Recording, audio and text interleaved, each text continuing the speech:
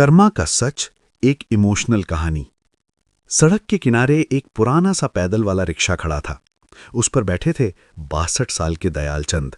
उनकी आंखों में आंसू थे, चेहरे पर थकान और दिल में गहरी उदासी।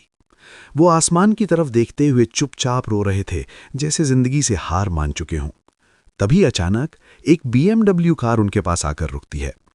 कार का दरवाजा खुलता है और एक वेल ड्रेस्ड आदमी तेज कदमों से उनके पास आता है।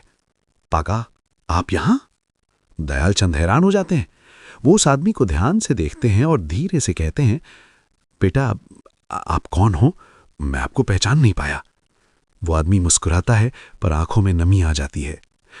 पापा, मैं साहिल हूं। 25 साल पहले आपने मेरी जिंदगी बदली थी। दयाल चंद थोड़ा सोचते हैं, यादें धुंधली सी उभरने लगती हैं। फिर अचानक उनकी आंखों में पहचान चमक उठती है। अरे साहिल बेटा, तुम इतने बड़े हो गए।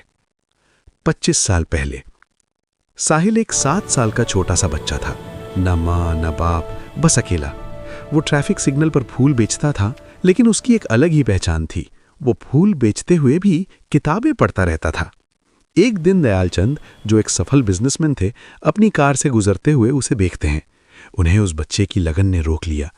उन्होंने पूछा, बेटा, तुम्हारे माँ बाप? साहिल ने चुपचाप कहा, वो इस दुनिया में नहीं है। ये सुनकर दयालचंद का दिल पिघल गया। उस दिन उन्होंने एक फैसला लिया, आज से मैं तुम्हारा पिता हूं। उन्होंने साहिल का एडमिशन एक अच्छे स्कूल में करवाया, उसकी पढ़ाई का पूरा खर्चा उठाया, हॉस्टल का इंतजाम किया और उसका भविष्य बना दिया। आज की सच्चाई। साहिल ने जब दयालचंद की हालत देखी तो हैरान रह गया। पापा, आप इस हालत में कैसे? दयालचंद की आंखों में दर्द उभर आया। रिटायरमेंट के बाद उन्होंने अपनी सारी प्रॉपर्टी अपने दोनों असली बेटों के नाम कर दी, लेकिन सिर्फ 2 साल बाद उनके बेटों ने उन्हें घर से निकाल दिया।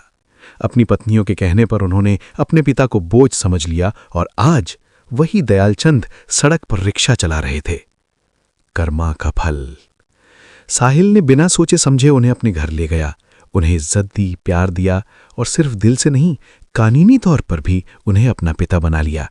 अपनी सारी प्रॉपर्टी उनके नाम कर दी। अब दयालचंद की जिंदगी बदल चुकी थी। साहिल की पत्नी उनका ख्याल रखती थी और छोटी सी पोती उन्हें दादू दादू करके बुलाती थी। उन्हें फिर से एक परिवार मिल गया था। अंत, सच का सामना।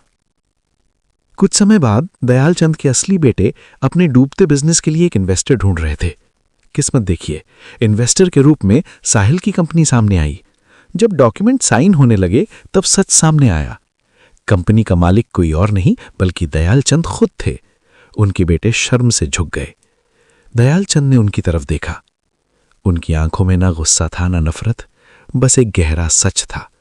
और फिर उन्होंने सीधा फैसला सुना दिया, मैं इन्वेस्ट नहीं करूंगा। सीख। अगर उन्होंने अपने पिता को नहीं ठुकराया होता तो शायद आज उनकी जिंदगी कुछ और होती। कहते हैं कर्मा कभी खाली नहीं जाता, जो आप देते हो वही एक दिन लौट कर आता है। अंतिम संदेश। माँ बाप चाहे जितने भी बूढ़े हो जाएं, उनका साथ कभी मत छोड़ना। वो तुम्हारा आज नहीं, तुम्हारा कल होते हैं।